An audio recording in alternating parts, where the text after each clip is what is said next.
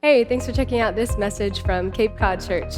If you're new here, you can learn more about us at capecodchurch.com, and we hope you enjoy this message in our current series, The Story Project.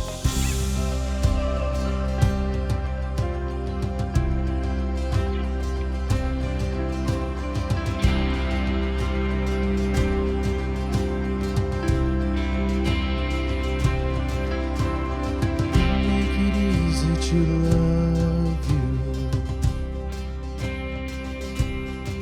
You are good and you are kind. You bring joy into my life. You make it easy to trust you. You have never left my side. You've been faithful every time. All I want is you, Jesus. All I want is you. You are the refuge I run to. You are the fire that leads me through the night. I follow you anywhere. There's a million reasons to trust you. Nothing to fear, for you are by my side. I follow you anywhere. Jesus becomes my rescue. Took my place upon the cross. You redeemed what I had lost. Now my whole world revolving around you. You're the center of my life. You're the treasure, you're the prize. All I want is you, Jesus. All I want is you. You are the refuge I run to. You are the fire that leads me through the night. I follow you anywhere. There's a million reasons to trust you. Nothing to fear, for you are by my side. I follow you anywhere. I follow you anywhere. Whoa, I follow you anywhere.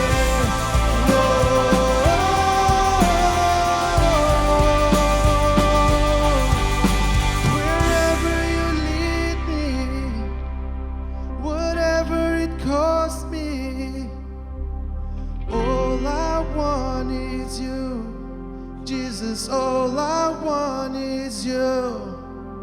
Wherever you lead me, whatever it costs me, all I want is you, Jesus. All I want is you. Tell him. Wherever you lead me, wherever it costs me, all I want is you, Jesus. All I want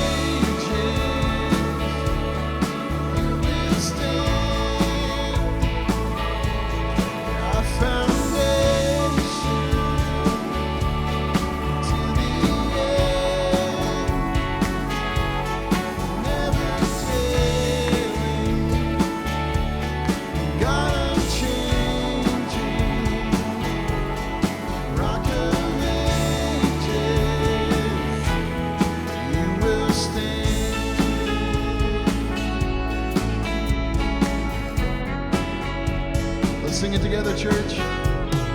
When darkness seems to hide your face, I rest in your unchanging grace. Great is your faithfulness, great is your love, oh God. In every high and stormy gale, my anchor holds within the veil. Great is your faithfulness, great is your love, oh God. Yeah, rock of ages, you will stand. Our foundation to the end,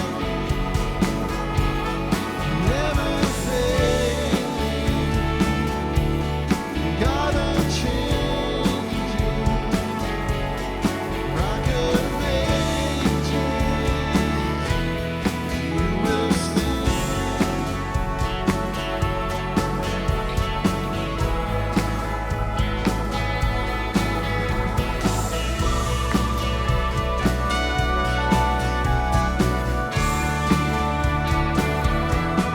Rock of ages, come on now.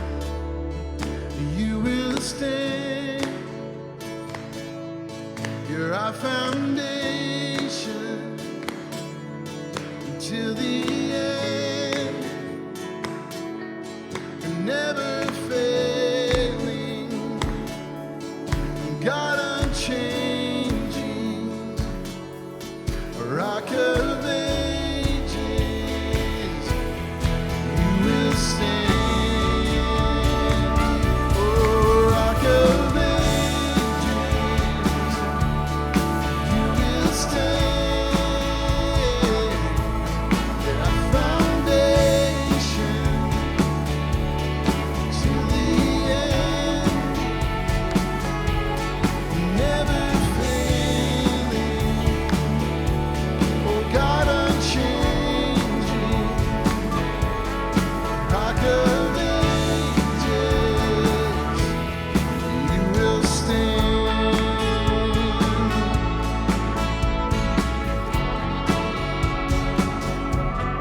You will stand.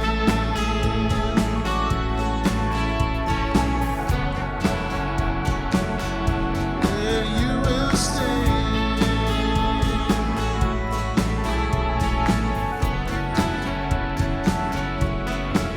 Will stand.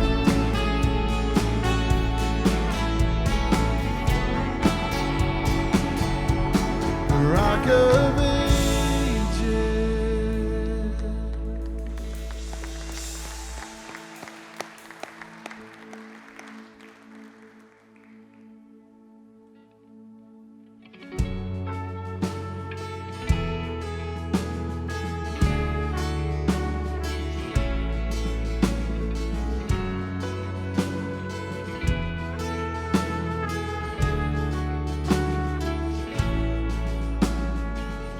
Before I spoke a word, you were singing over me. And you have been so, so good to me. Before I took a breath, you breathed your life in me. And you have been so, so kind to me. Let's sing this out.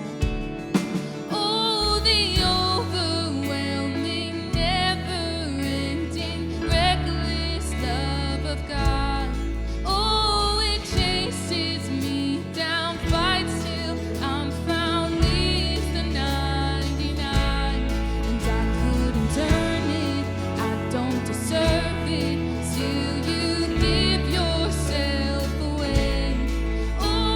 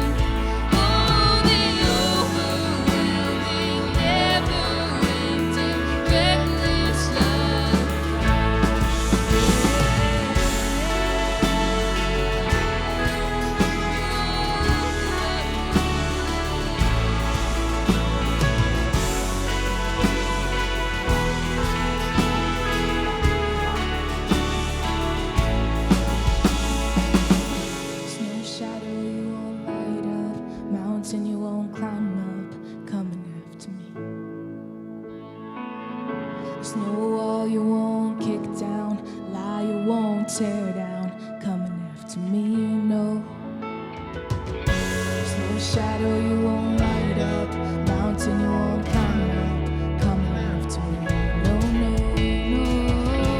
No wall you won't kick down, lie you won't tear down, coming after me. Would you declare this? There's no shadow you won't light up, mountain you won't climb up, coming after me. There's no wall you won't kick down, lie you won't tear down, coming after me, no. There's no shadow you won't light up, mountain you won't climb up, coming after me. There's no wall you won't kick down, lie you won't tear down, coming after me. Oh, the overwhelming, never-ending, reckless love of God. Oh, it chases me down, fights till I'm down, leaves the 99. I don't deserve it, still you give yourself away. Oh, the overwhelming, never-ending, reckless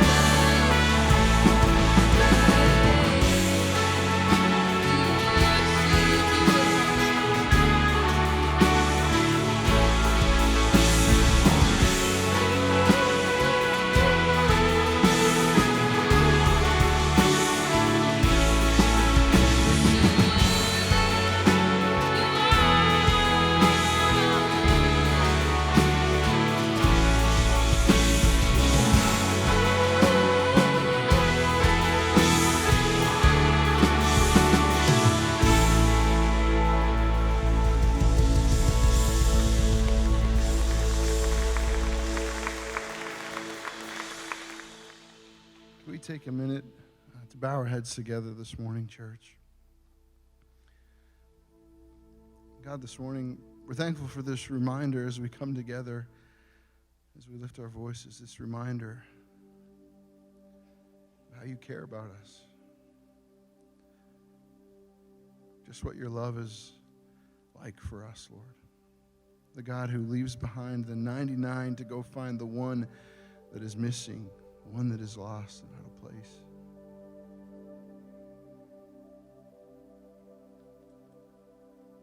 I don't think we fully understand, but we are thankful for your love, Lord. I'm thankful for this chance to sing songs and look into your word and have our eyes opened to how you love us every day. We ask that in our time together here this morning, Lord, you would remind us of the value that we have to you, the purpose that we've been created for, just how good you are.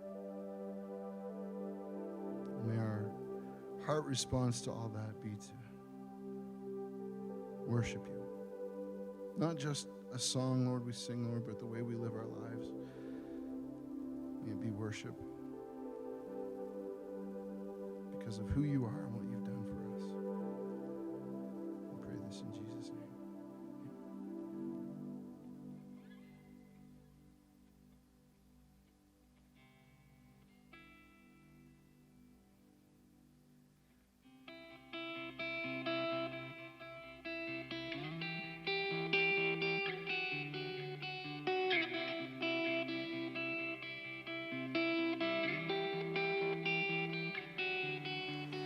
God of creation, there at the start, before the beginning of time.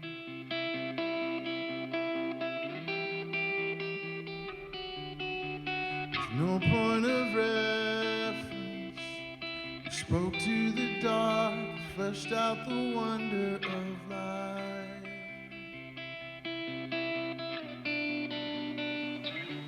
As you speak, 100 billion galaxies are born.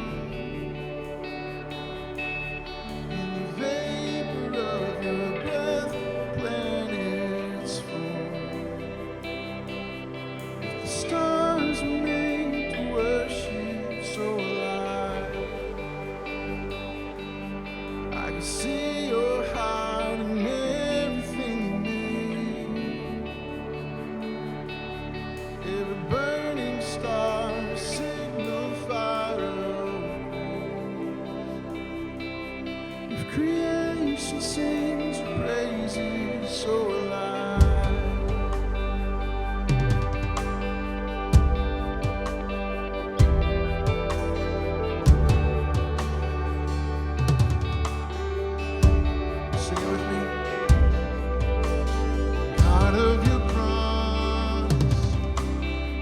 Speak in vain, no syllable empty, oh Lord.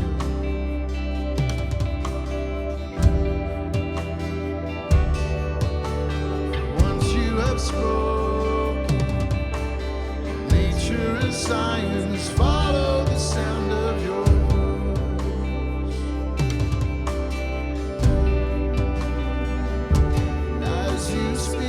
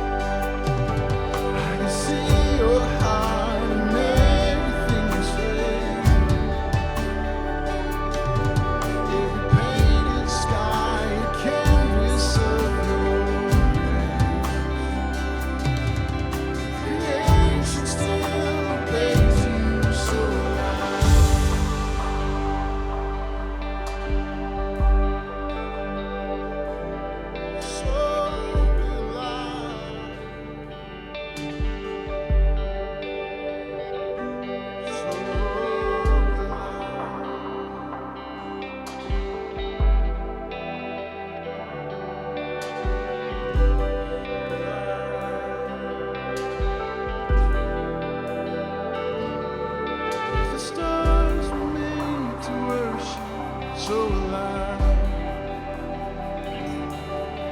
The mountains bow in reverence, so alive. The oceans roar your greatness, so alive. For if everything exists to lift you high, so alive. The wind goes where you send. So alive. The rocks cry out in silence, so alive. If the sum of all our praises still falls short, sing again 100 billion times.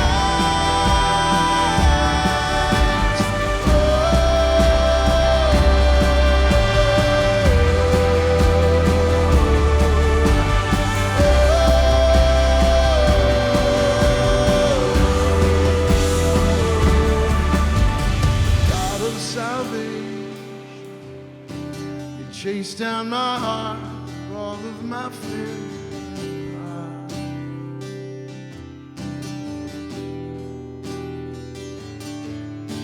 On a hill you create, light of the world, abandoned in darkness to die.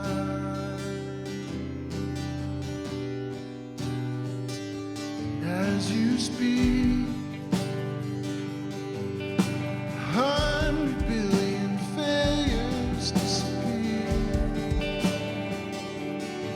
Where you gave your life so I could find it here. If you left the grave behind you, so alive.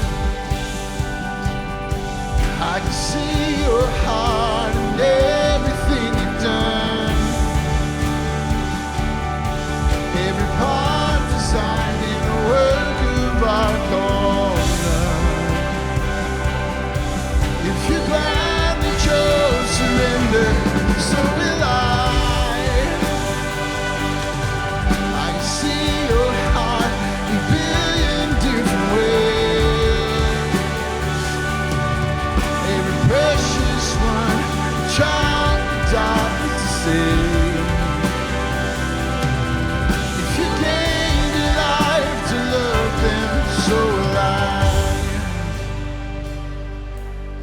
your word again 100 billion times.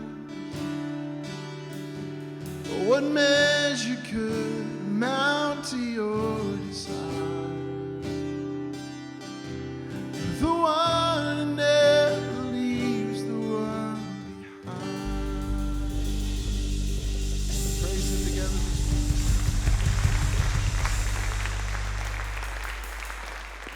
Thank you for worshiping with us this morning, church. Please be seated.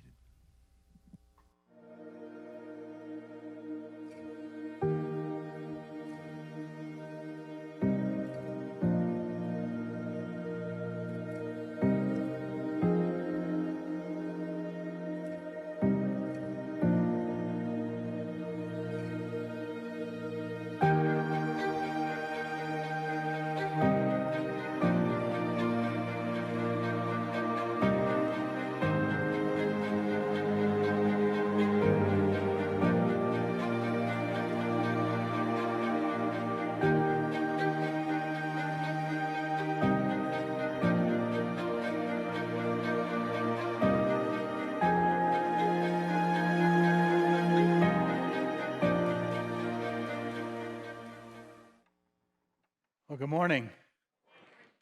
So, week 2 of what we're calling the Story Project. So last week, we laid a foundation with one big idea that all of this, why we're here, what God has made, what He's doing in the world, all of this is because God wants to give us a gift. He wants to give us life as a gift. Jesus called it life and life to the full. Life as a gift. That's the big idea. So, to that, you might say, yeah, right. I get that. I mean, sort of. Like, I get that God wants to give us life, but but what about the rest of it? Like the rest of it. Like the life thing, yeah, I get it, but there's more. I mean, life. Yawn. There must be.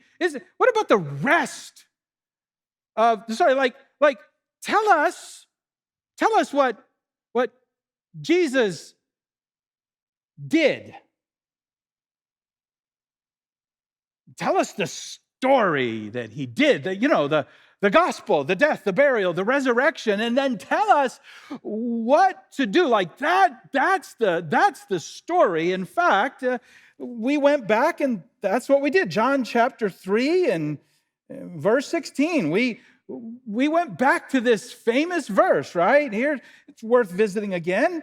For God so loved the world that He gave His one and only Son. That's what He did. That's the story. That's right. That's the story. It's that whosoever believes in Him, that's what we do. It's what He did, what we do. What's done, what happened, and what's supposed to happen, what we're supposed to do. That's the story, Ben. Get to that's the story. And then I pressed in and said, and it finishes by saying, whoever believes in Him shall not perish, but have eternal life. That's the story. That's the point. But maybe, as somebody said to me last Sunday after the service, like, I don't get it. What's the point? I mean, this life thing, like, what's the point? Just, what about the rest of the passage? What about the rest of the story? Get to the rest of the story. And in fact, the verses that come after verse 16 they're important and they're powerful, and we should read them. Good point. Here's what it says in verse 17. It says, "For God did not send his Son into the world to condemn the world, but to save the world through him." I love that verse. God didn't send his Son into the world to condemn the world. No, that wasn't his purpose. It wasn't his plan. His plan was to save the world through him, but it's not done there. It picks up this theme of condemnation, of verdict. It carries on the idea of the courtroom. And it says, "But whoever believes in him is not condemned," verse 18, "but whoever does not believe stands condemned already because they have not believed in the name of God's one and only Son." Yes, Ben, that's what I'm talking about. Talk about that. That's what people need to hear. People need to hear that the story of what Jesus did, and people need to hear the story of what they're supposed to do. Isn't that the point? Isn't that what we're supposed to do? In fact, the next verse says, "This is the verdict." That's verse 19, the verdict, right? This is courtroom talk, right? This is the verdict. "Light has come into the world, but people love darkness instead of light because their deeds were evil." This is the verdict. This is what's done. This is what happened. That's the point. Ben, we need to preach that. We need to talk about that. That's what we need. We need more of the story. We need the story of what Jesus did and what he wants us to do, the death, the burial, the resurrection. And my goodness, I've talked about that story a lot. But this story is built on a bigger story. The gospel, the death, the burial, the resurrection actually doesn't begin with the birth of Jesus. The gospel story begins in creation. It turns out that this why did he come, is at the heart of a generous gospel. Let me say that again. Why?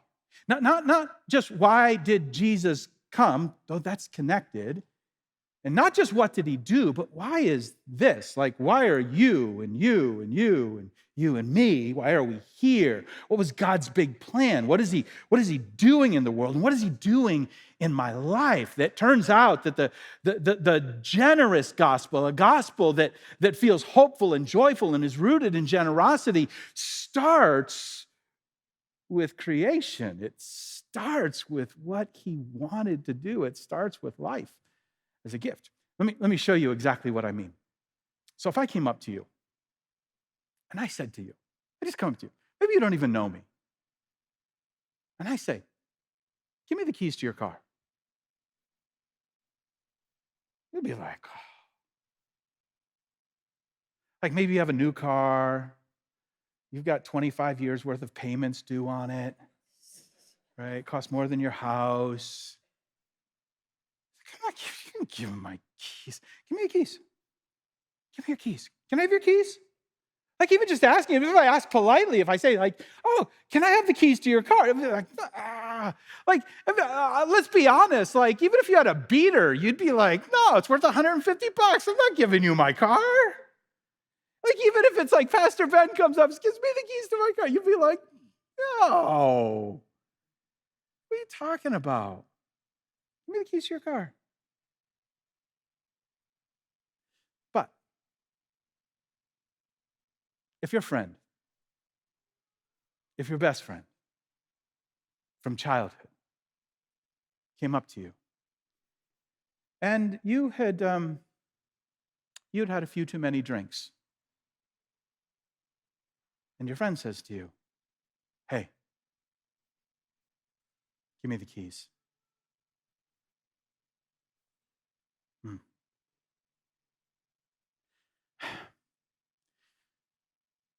I'm not saying you won't struggle,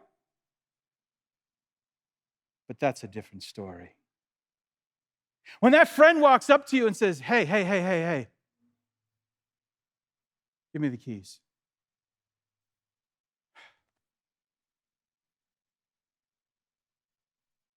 No matter what else you know, that friend is trying to keep you alive.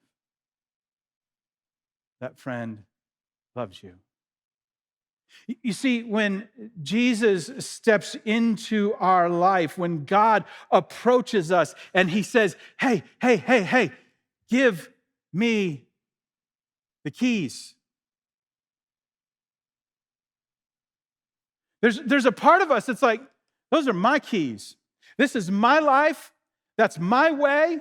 It's my choice. It's my decision. And I'm not giving you the keys, but listen, it's rooted in a God who just wants to keep us alive. As Jesus said, he wants to give us life, and he wants to give us life to the full. And listen, a generous gospel, and if you've noted some hint of joyfulness or hopefulness in the presence of Cape Cod Church, what you're noting is a joyfulness and a hopefulness that's rooted in a theology that goes all the way back, not just to the courtroom of the Gospels, but it goes back to the story of creation and what God has made us for. He wants to give us life.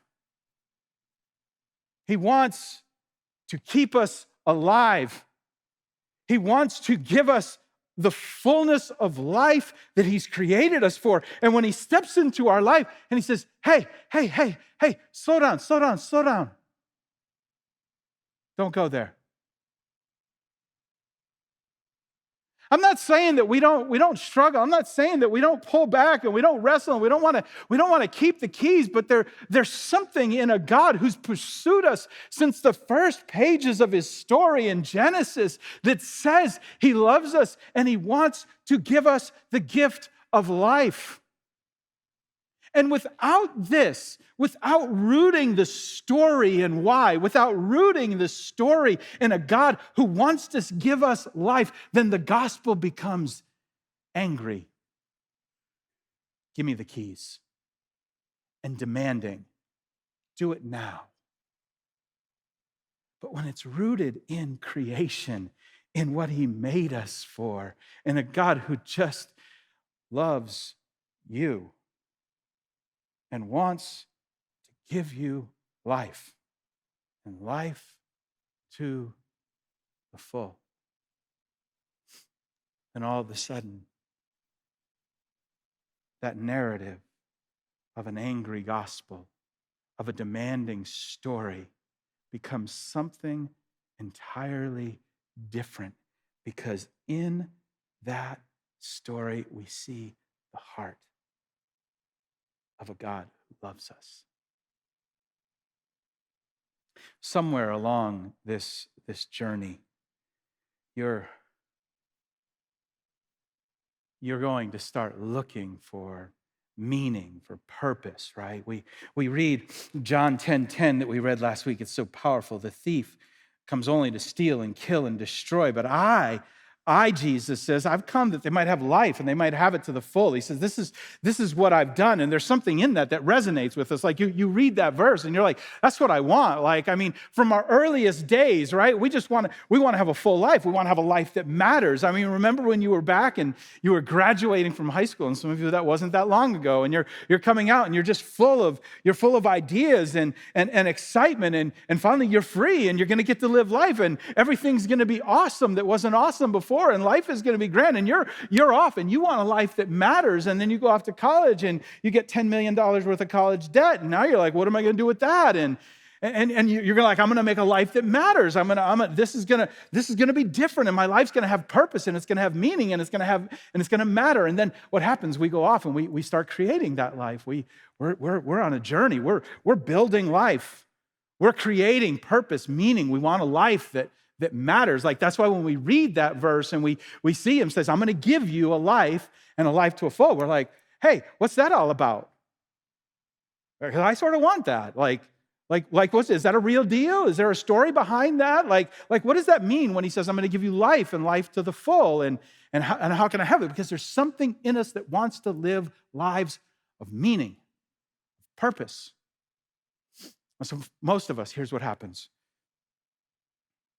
We have to create meaning. We just set out and we're like, I'm going to make a life that matters. I'm going to create some meaning. I'm going to create a life that has purpose and meaning and significance. And so we take something we're good at or something that we love, and we just like pour ourselves into it. We just give ourselves 110% to that thing, and that thing becomes who we are, right? Like somebody asks you, like, tell me about yourself, and you tell them about your job. You're like, I'm an accountant, and I went to school here, and I did this, and it's your life. Or I'm a painter, and this is the kind of houses I paint. This is the paint I love to use, and you've poured yourself into it. I built a landscaping company, and I have 3 trucks right now, and I've got 5 guys working with me, and this is what we're doing, and I love doing this, and this is how I'm good at it. And you've built an identity, a life around that thing, and because it matters to you. You became a lawyer, a doctor, a nurse, and you did all of that work, and your identity, it's hard for our identity not to be built around those things because that's part of how we matter. And then maybe you got married and you met that person, and all of a sudden this thing became the most important thing in your life, and you were going to build this relationship. And if anybody asked you to tell them about yourselves, you tell them about your relationship. You would define yourself in the context of this man, this woman, this relationship that you're building, and it's everything to you. It's everything. And then you have kids. Oh my goodness, you have kids. It's hard to have kids and not have our lives built around them. I mean, they're like, we love them unconditionally. It's like, you're everything. I mean, we love them so much, they want us to stop loving us so much, right? You know, they're like, whoa, enough. All right, ease up, mom, ease up, dad, right? It's like, I know, you love me. Just let it go, right? And they love us and we love them, and it's everything, right? And what we've done is we're taking this thing that we love, this thing that we've created, this thing that we're good at, and we've made it our purpose, our meaning. We've taken that and we've created our own meaning. Here's the problem. So for every meaning, for every purpose, it has to matter, right? It has to be worthwhile. It has to be. You can't just come out and say, you know, what's your meaning in life? I mow my lawn on Fridays. That's it. I mow. I mean, if you just like mowing your lawn on Fridays, that's a good deal, but it's not meaning in life. It's like, I eat out at the best restaurants in the world. You would not. I love eating out at the best restaurant. I can tell you where every great restaurant is. I like that. I go on awesome vacations, but there's something. I love awesome vacations, but at the end of the day, life is more than awesome vacations. It's more than great restaurants, and it's more than a nice green lawn. Though I like a green lawn, there's something satisfying about looking over that green lawn. I would confess there's something satisfying about looking over a green lawn that somebody else has mowed. I think that's even, back to the whole guy doing the landscaping. I mean, he's got meaning, I've got meaning. But listen, we want that meaning to matter. Like we have to add significance to it. It has to be big enough. And what we want to matter, here's what happens. What we want to matter, we start to measure. That's how you determine if it matters enough. You start measuring things. You're like, how good am I at this, right? So when your boss comes into you and he says, man, you crushed that project. We've never seen a presentation like this. You walk home, you're walking on cloud 9. How's your day? My day was amazing because I'm amazing, right?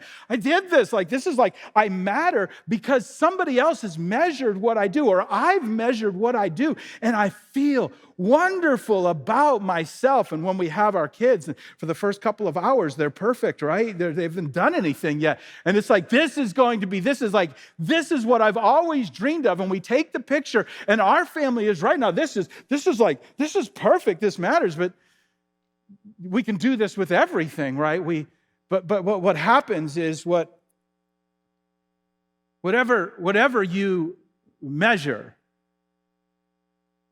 can become your master. The things we measure can crush us, right? We create them, we measure them because they matter, and then all of a sudden the boss doesn't say that. You've worked on that for months. And the boss goes, I don't get it. And all of a sudden, the thing we've measured our worth and our meaning from, we've created it, we feel less than. Somebody younger than us gets a promotion to a job that we wanted, and we're like, oh, I'm not measuring up. You see how what we measure has a way of just coming in, and it just like crushing that marriage that was everything and formed your identity. All of a sudden, the years pass by and struggle creeps in, and there's a distance and an isolation, and you feel far apart from one another. And what used to be this source of all of our meaning now isn't measuring up. We watch our kids go off, and the picture perfect is no longer picture perfect. Do you see how created meaning, when it's measured because we want it to matter, it has this way of, even the best of things, of crushing. And so Jesus steps into this space. So in these very next verses, Jesus is going to do something for us, because it turns out there's another kind of meaning. It's not created, and that's why it's not as popular. I'm just going to tell you up front, it's not as popular. Created meaning is the stuff you pick, the stuff you decide, like, my job, my family, my marriage, my platform, my influence, my Instagram, whatever it is. It's the things that we create. We say they matter and we measure them, but they're ours. We own them. But there's another kind of meaning. It's not created, it's revealed. You just uncover it, you just discover it, you find it. In this case, you find it in Jesus. And now it's not easy, and it's not popular, and I'll show you why in just a second. In fact, you can read it with me, because in the very next verses, Jesus says, "I'm the good shepherd." Verse 11. The good shepherd sacrifices his life for the sheep. He doesn't sacrifice the sheep. That'd be a bad misquote right there, people. Did you catch that? You weren't paying attention, right? The good shepherd, that's like, right? A hired hand, he'll run when he sees the wolf coming. He'll abandon the sheep because they don't belong to him. He isn't their shepherd. So the wolf attacks him and scatters the flock. Hired hand's like, I'm out of here. I didn't sign up for getting killed. I'm done. But Jesus, no, Jesus. See what Jesus is doing here? He said, listen, I've come to give you life and life to the full. I'm not like the thief. I'm not like the masters of this world. I'm not like the meaning of this world that crushes you, that just like crushes your soul. I'm not like that. The hired hand runs away, verse 13, because he's only working for the money and doesn't really care about the sheep. Verse 14. I am the good shepherd, and I know my own sheep, and they know me. I don't normally like being called a sheep. I'll be honest with you. It's not comforting. Somebody calls you a sheep, it's like, it's right up there with, can I have the keys to your car, right? It's like, no, what are you? But I'll take it here. Jesus says, listen, I'm the shepherd. I know my own sheep, and they know me. He said, those are my sheep. You're like own. That's a heavy word. I own them. They belong to me. I'm for them. They know my voice. In fact, next verse says, verse 15, just as my Father knows me and I know the Father, so I sacrifice my life for the sheep. I have other sheep too. He's talking here about the Gentiles. And they are not of this sheepfold. I must bring them also. They will listen to my voice, and there will be one flock with one shepherd. I know my own sheep. I know my own sheep.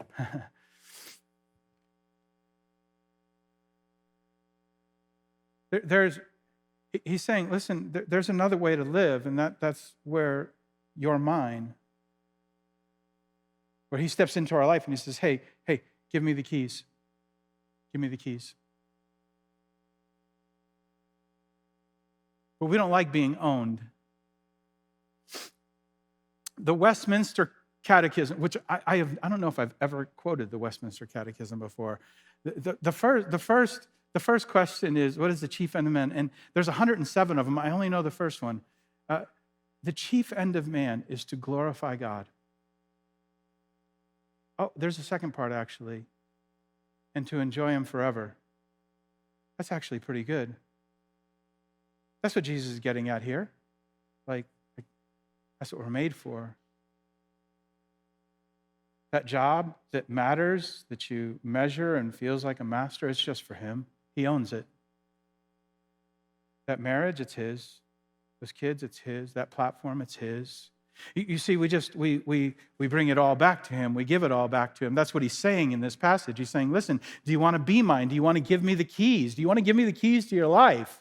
Do you want to follow me? And there's a part of us that's like, no, I don't. I want to own myself. I want to be in charge of myself. It's like he's come asking for the keys, and we're like, I'm keeping my keys. Those are my keys.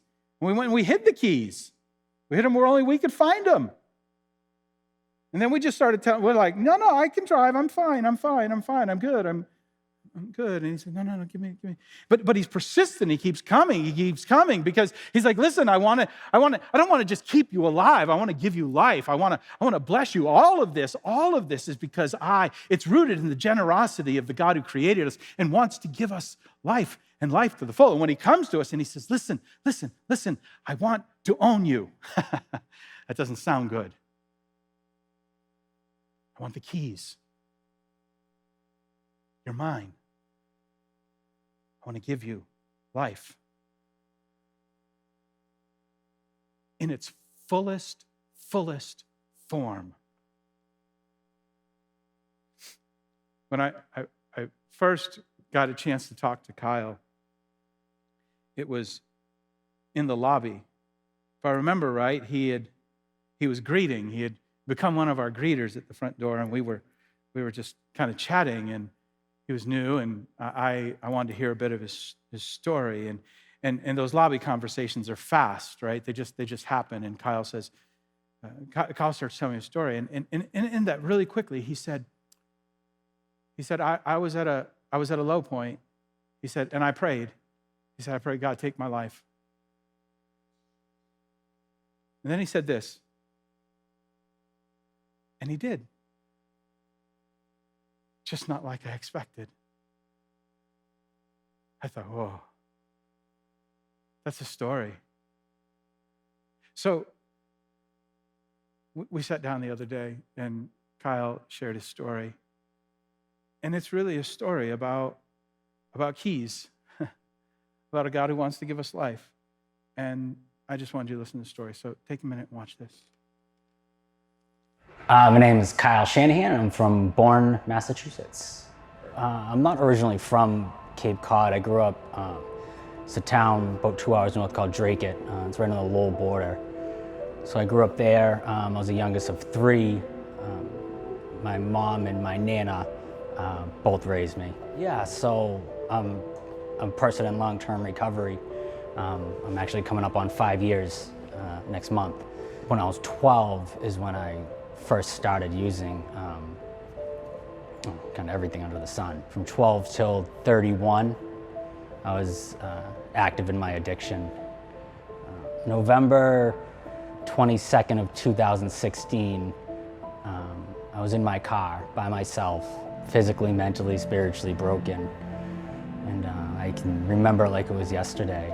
I was in my car just begging for God to take my life. There was other plans, is kind of the way I look at it. And, looking at that time, I didn't know what was happening, but looking back, I was saved for a reason. My life was taken, not in the way I planned and the way that I wanted then, but I reached out for help. And in that time period, that 4 days, 5 days, I ended up down here in Cape Cod in treatment. Thanksgiving morning, my poor mother drove me 2 hours Thanksgiving morning to treatment here in Cape. I was there about 3 weeks, and then I realized, I needed more help. Me and a couple of the guys from the house I was at came here. When Tom says, welcome home when you walk in there, I didn't know the guy from the hole in the wall then, but that's the truth. You're home when you're here. Part of being in recovery, one of the things I've learned is like those missing pieces that I always didn't have. It wasn't a lack thereof other things, or willpower, or this or that, or opportunities. It was I didn't have God in my life. And once I realized that through sobriety, that's when my heart became full again. I met my wife pretty much a year after she wasn't my wife yet, obviously, but about a year after I got down here. And I meet this wonderful woman. She's already coming here, I didn't even know it. Then I meet her son. And I remember the very first day I met him, he was eight. He puts on my sneakers, and he's walking around the apartment. And he goes, "We could use a guy like you around here." We got married probably about 9 months later, 10 months later. It's like I said, it's one of those things that you know. And the first time he called me dad.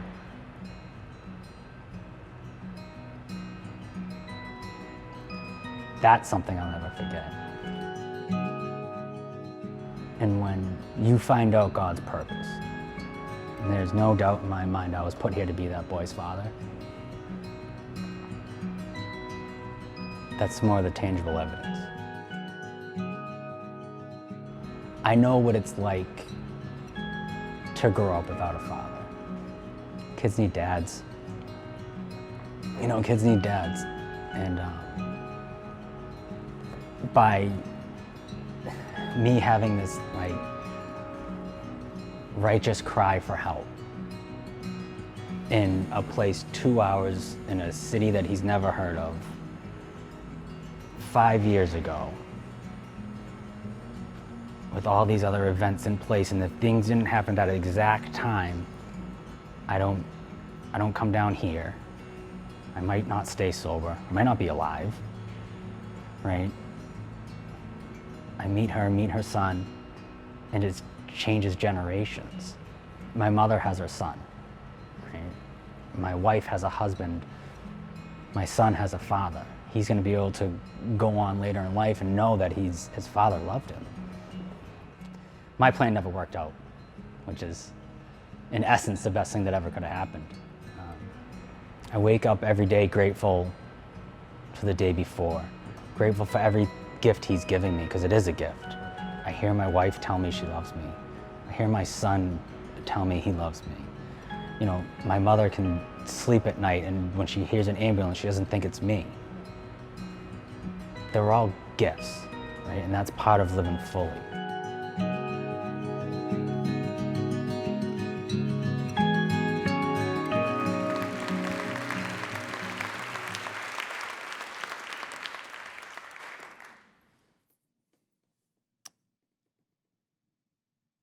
So I don't know how God is pursuing you. I don't know what the keys are he's asking for.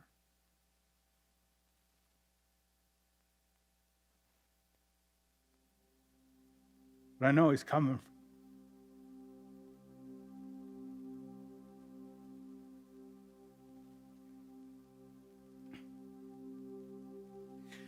I was in the lobby. Told myself, don't try and tell this. But I was in the lobby after the first service. And a mom and her adult son came up to me. The mom said, "Do you remember me?" And I get that a lot, and often the answer is no. And she says, "You prayed for me at the beach." My God, remember that. It was a baptism service 2 years ago. And she had come. And her son was struggling.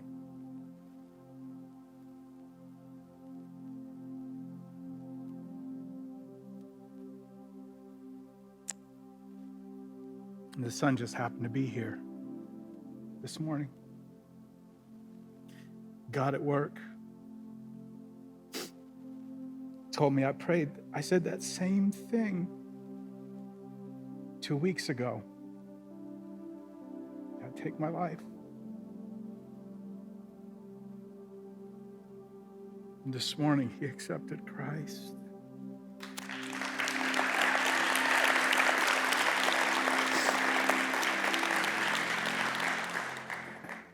I don't say that to be dramatic. I just say it because it reminds me, you just have no idea what God is doing. We just don't know. Like how he's chasing us. And what is it in your life? He's saying, listen, give me the keys. I love you. I want to keep you alive. And more than that, I want to give you I want to give you the life I've always dreamed of for you. And we're terrified. So much of the authority in our lives has been manipulative and abusive and demanding that we're afraid that's who he is. The more you look at his story and the more you see who he is, you realize that from the very beginning, he has been chasing you to give you life as a gift. So in a moment, we'll bow our heads and we'll pray together. For some of you, that might be a moment because there's been an area of your life you've just been struggling with. You're his, he's your shepherd. But man, you've just pulled back and you've taken ownership. And he's like, give it to me. Give it to me. You need just a moment just give it to him. And maybe you're here in this whole God, Jesus story of the Bible and what he's doing and what he's done and what he wants you to do. Maybe somehow this morning, God through his Spirit he's just poked at your heart and said, that's it right there. And all the things you're afraid of, maybe you're still slightly afraid of them, but in him, I trust him. He's not the shepherd that runs away. He's not the shepherd that kills the sheep. He's a shepherd who gave his life for me. And you're just ready to give him your life. I'd like to give you a chance to do that. So, would you pray with me? Our heads are bowed, our eyes are closed. We need quiet moments. Life is so distracting, right? Phones are going off. Someone else's phone is going off. People doing this, doing that. Just for a moment, just fight for this. Fight for this. Don't give in to that distraction. Just fight for like God, what are you saying? What do you want me to do? What do you want me to give you? And give it to him. And if you're here and you're ready to give your life to Christ, you're ready to embrace him, Kyle was talking about, and so many others have, and you're going to hear more stories of how God is giving life, but you're ready to take that step. I want to give you a chance just by prayer to say yes to him. Open your heart to him, however you want to phrase it, to invite him in, to give him the keys, to trust him by faith. You might pray something like this. Oh God, I see what you're up to. I believe you want to give me life and life to the full. I believe in Jesus Christ, who you sent, who died for me.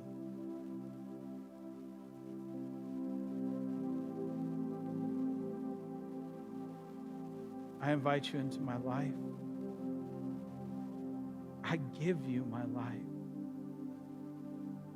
I want to live fully for you.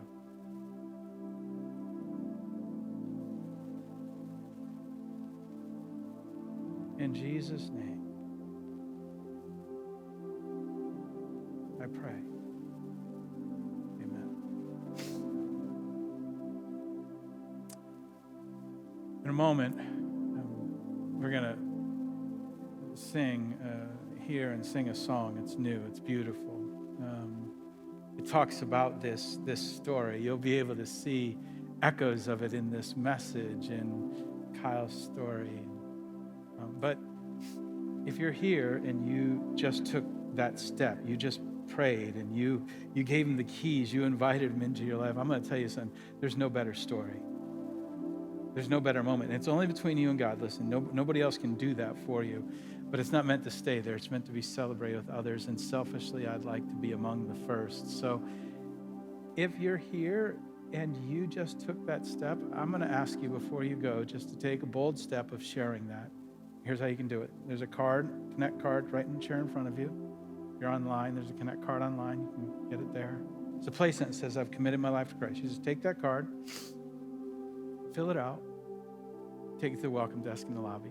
They're gonna take it, and they know what to do. They're gonna give you a bag with a Bible and a reading guide. It's just a way to get started in this story of what God is doing in the world and in your life. We want to give you that as a gift as you go today to celebrate what God is doing in your life. In a moment, are we gonna stand? Yeah. But before we do that, a little bit of light. A little bit of light on. Yeah, my guys in the lighting booth. I just want to thank Kyle for sharing his story.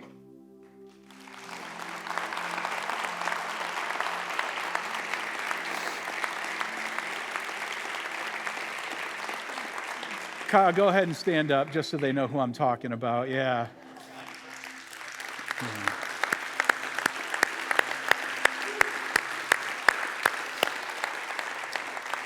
Listen, I love that. Thank you, Kyle. And listen, here's what I know. You're going to hear stories over the next few weeks, because here's what I know. Everyone has a story. Everyone. If you just sit and listen, oh my goodness, God at work. I love hearing these stories. And you're going to hear all kinds of stories, how God is using people in their work and how God's brought families together and how he's building. You're going to hear it all, from kids to teenagers to couples to older people. And you're going to see some of them in video and some of them online. We just think it's a part of what we're doing in this series, the Story Project. But ultimately, we're telling this story about a God who wants to give life as a gift. And there are all kinds of ways we celebrate that as a church. And why don't you stand with me? And we're going to sing. This is a brand new song. I can tell you, here's what I'm going to say. Sing it with us. The words are on the screen. It's like karaoke for church folk. It's really easy. Or just listen to Al, because he's got a pretty voice. Can I say that? Handsome voice. He's handsome. He's Canadian handsome. But man, watch the words. Both Al and I heard this just came out a week ago. That's how quick we turn stuff around here. Yeah, it just published a week ago, and we heard it, and it's called Homecoming, and I'm like, dang it, Al, this song's a week too late. It's right after our homecoming. He's like, I'm singing it Sunday. I said, let's do it. So sing it with us. Listen to the words and be reminded of what God has done in your life and what he wants to do.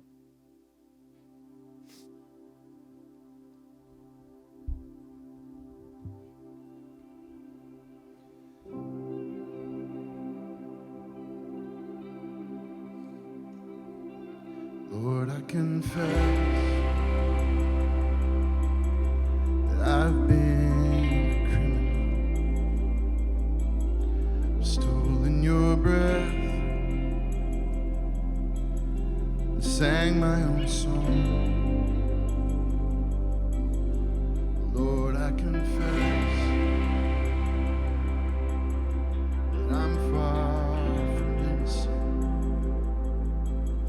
Shackles I wear, I bought on my own.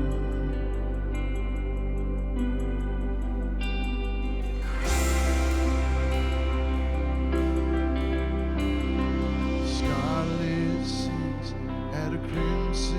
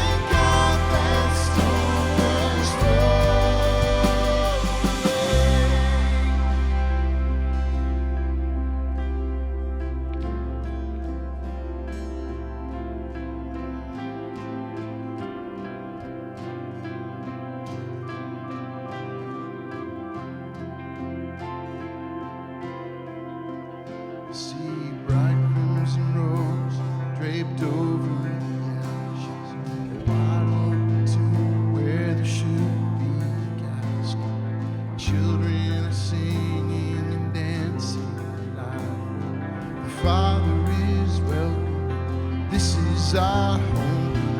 Roses in bloom, washed up from the embers. Rivers of tears flow from good times remembered. Families are singing and dancing and laughing. The Father is welcome. This is our homecoming. Heaven joins in with the glorious sound. And the great cloud of witnesses all gather round. 'Cause the ones that were lost are finally found. The Father is welcoming. This is our homecoming.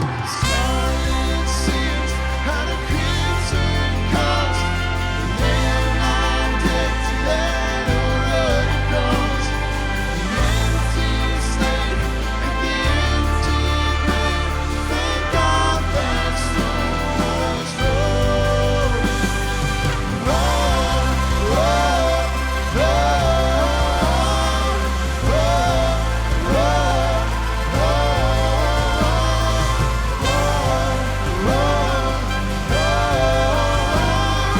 Father is welcoming. This is our homecoming.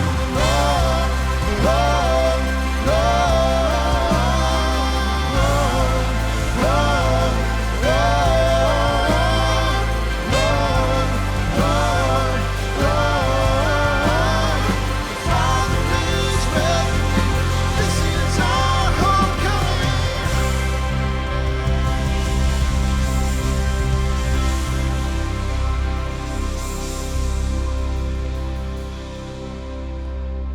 Thank you for church again. Thank you for worshiping with us this morning. You can be seated. We hope you enjoyed today's message. If you've never been to Cape Cod Church, we would love to meet you in person. We meet every Sunday at 9 and 11 a.m. in East Falmouth, Massachusetts. Or if you're not local, you can join us right here on YouTube for our Sunday live stream at the same time. If you want to see more from us, don't forget to subscribe to our YouTube channel or follow us on social media at Cape Cod Church. Thanks again for watching, and we'll see you again next time.